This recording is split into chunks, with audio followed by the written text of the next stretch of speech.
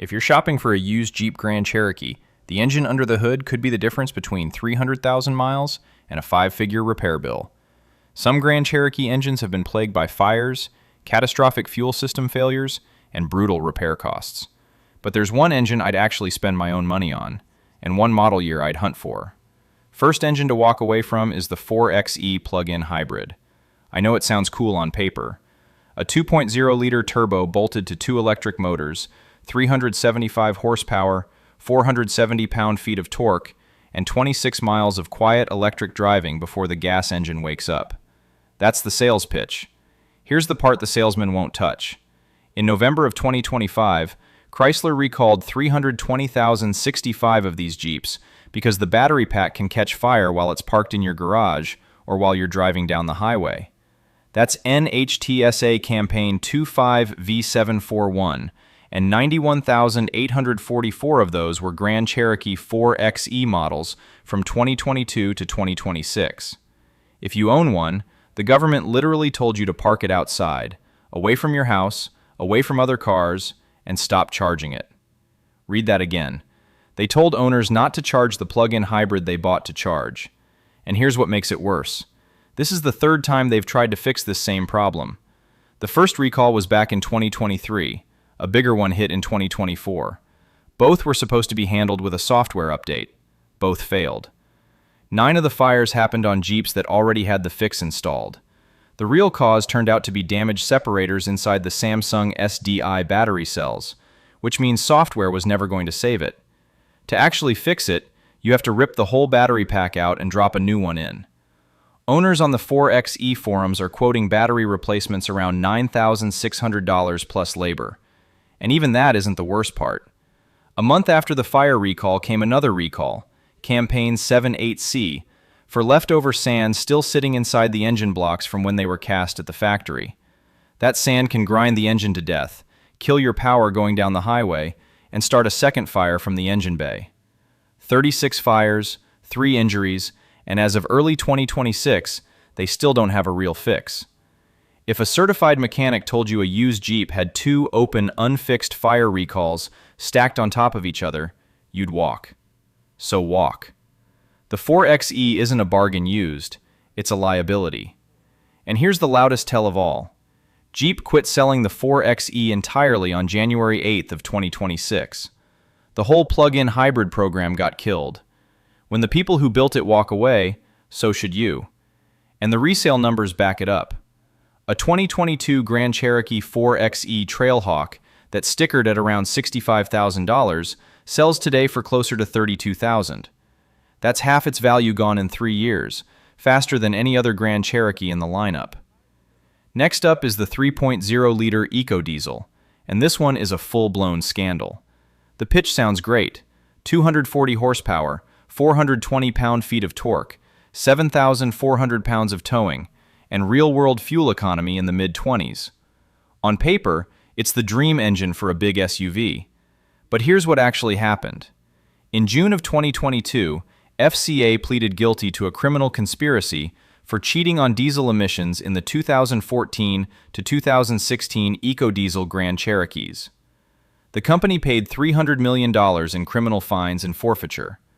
That was on top of a $307 million class action settlement, another $305 million civil penalty with the EPA, and hundreds of millions more from California.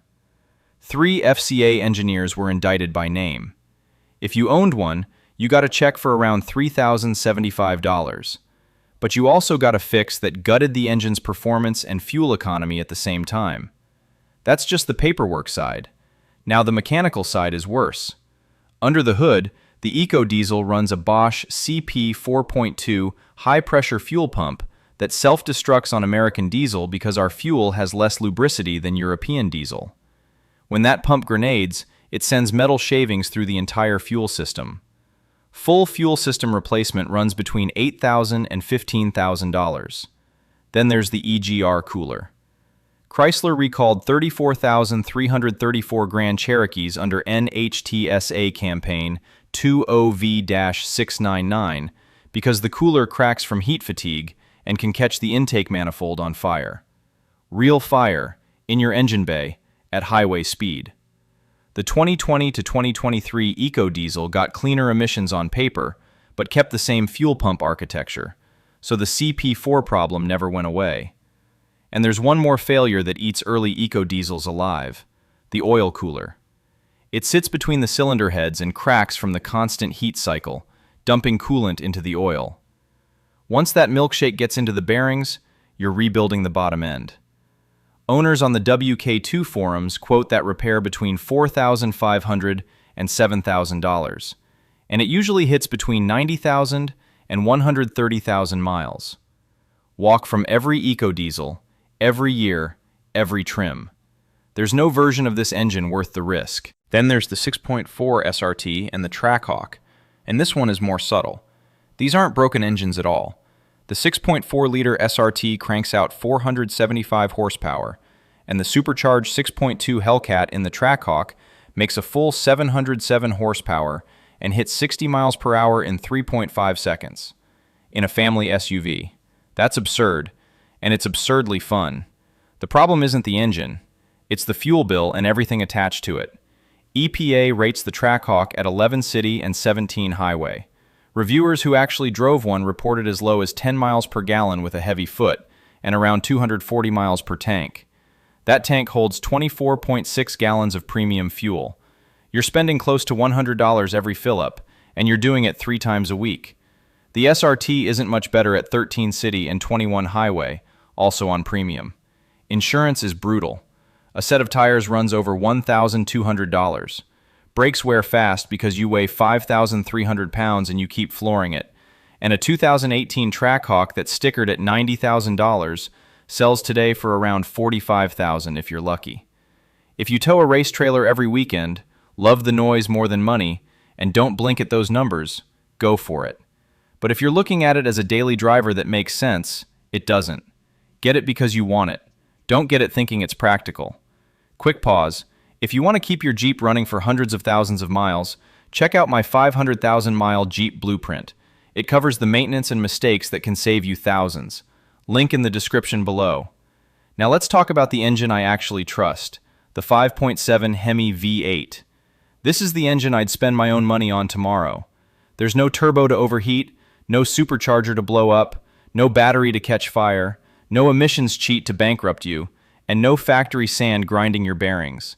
Just a 5.7-liter V8 making 360 horsepower and 390 pound-feet of torque, towing 7,200 pounds without breaking a sweat, and running on regular gas. The 5.7 Hemi is old-school simple. No direct injection headaches, no fancy timing tricks, just a proven V8. Chrysler has been building this engine since 2003. That's over 2 decades of finding every bug and fixing it. It's the same engine that's been running under the hoods of Ram trucks, Chargers, Challengers, and Durangos for the entire modern era. The forums are full of owners past 200,000 miles on the original engine. One WK2 owner just rolled past 240,000 miles on his 2014 Overland with nothing but oil changes and 1 water pump. Another guy in Arizona is at 260,000 miles on a 2016 with the original transmission and rear diff. A retired Ohio fleet manager tracked a 2015 Limited past 295,000 miles on the same short block with only a valve cover gasket and 1 oxygen sensor. The consensus you'll see on WK2 Jeeps and every real Grand Cherokee forum is that a well-maintained 5.7 Hemi comfortably runs to 250,000 or 300,000 miles. That kind of longevity in a modern V8 with a 7,200-pound tow rating is quietly incredible. Try that with the EcoDiesel, and you're on your second fuel pump before you hit 100,000 miles. That's why the Hemi is the engine I trust in a Grand Cherokee.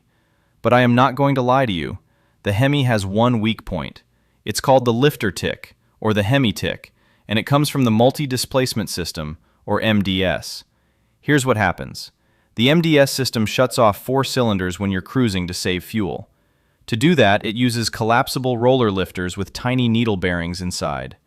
Over time, those needle bearings seize, wipe the camshaft lobe flat, and start sending metal shavings through the entire engine. If you catch it early, you're looking at $500 to $1,000 for lifters. If you catch it late, You're pulling the whole top end apart and paying $3,200 to $5,000 for cam and lifters. If you ignore it completely, you're buying a new engine at around $15,000. There's an active class action right now called Petro versus FCA covering the Hemi tick. It's still moving through federal court in Delaware as of 2024, so you're not imagining it if you hear it. The good news is, this failure is preventable. Change your oil every 5,000 miles with the exact 5W20 full synthetic spec. Don't lug the engine at low RPMs. Some enthusiasts run an MDS delete tune, which shuts off the cylinder deactivation entirely and kills the problem at the source. That's the smart long-term move. And one more secret most people don't know. Check the window sticker for the transmission country of origin. The ZF8 HP70 built in Germany is the bulletproof one. Some later builds came from a US plant and had more shift complaints. If you're getting value from this video, hit that subscribe button right now so I can help you avoid the next expensive mistake. Which brings me to the year you should actually look for. Skip 2011 completely. That was the launch year of the WK2 and it's car complaints' worst-rated Grand Cherokee ever. The totally integrated power module, or TIPM, fails constantly. That single box controls almost every circuit on the truck, so when it goes, the Jeep won't start. The fuel pump runs when it shouldn't, the horn honks in the middle of the night, and the airbags throw phantom codes. Replacement is around $1,200 plus programming, and it's the single most searched Grand Cherokee failure on the internet. Skip 2014 and 2015 as well, and this part is important. Those 2 years were the heart of the monostable shifter recall. That shifter always sprang back to center, so drivers couldn't tell if they were actually in park. NHTSA logged 266 rollaway crashes and 68 injuries tied to that shifter. And in June of 2016, 27-year-old Star Trek actor Anton Yelchin was crushed to death by his own 2015 Grand Cherokee against his security gate. The shifter had rolled the truck backwards while he thought it was in park. Chrysler settled with his parents privately in 2018.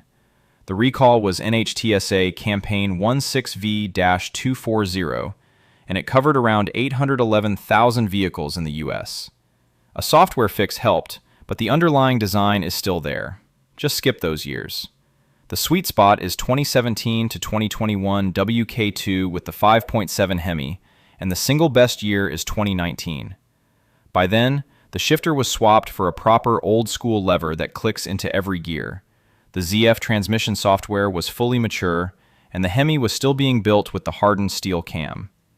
And I need to warn you about one more thing on every WK2.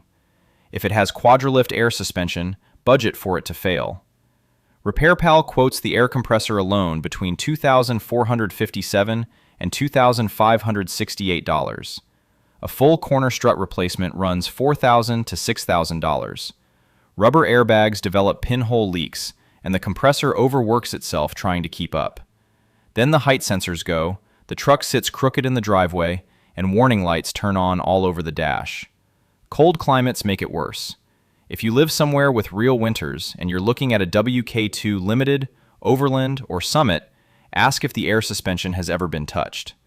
And when the answer is no with 80,000 miles on the clock, walk or negotiate hard. For the new WL generation from 2022 and up, it's too early to buy used. The 4xe fires are still under recall. Owners are reporting low-mileage transmission failures from a bad factory bushing. Give it 3 more years to shake out. Here's what to actually do when you find a Hemi Grand Cherokee. Cold start is your best diagnostic tool. Ask the seller to leave the Jeep sitting overnight and fire it up cold in the morning. Listen for the first 30 seconds. A healthy Hemi wakes up smoothly and quietly. If you hear a rhythmic ticking that lingers as the engine warms up, that's the MDS lifter starting to fail. Walk, or negotiate down by at least $3,000. Next, pop the oil cap while the engine is running. If you see foamy or milky residue, coolant is mixing with oil. That's a head gasket. Walk. Then look at the top of the engine with a flashlight. If you see oil pooling in the valley between the cylinder heads or dripping down the back of the block, the oil filter housing is cracked. That's another $1,500 repair most sellers won't mention. Then check the transmission. On a test drive, Do slow rolling starts from a dead stop. If you feel a hard 1 to 2 clunk or a shudder around 40 miles per hour, the valve body is dying. That's another $3,000. Air suspension test. Cycle the truck through all 4 ride heights. If any corner sags or the compressor grinds, budget for the fix before you write a check. Finally, ask for service records. If the previous owner can't tell you when the oil was last changed, or if intervals stretched past 8,000 miles regularly, walk. That's exactly the pattern that kills Hemi lifters early. On the current market, a clean 2019 to 2021 WK2 with the 5.7 Hemi sits between $27,000 and $42,000 depending on trim. A 2017 Limited with 80,000 miles goes for around $22,000. Grand Cherokees hold their value better than most 3-row SUVs, so that Hemi premium comes back when you sell it. The engine is what makes or breaks a Grand Cherokee. Buy the right one, keep up with the oil changes, and it could still be on the road decades from now. Now I want to hear from you. Which Grand Cherokee do you own, and what engine is under the hood? Drop the year, engine, and mileage in the comments below. And if you want more Jeep tips that could save you thousands, click the video on screen right now. Thanks for watching, and I'll see you in the next one.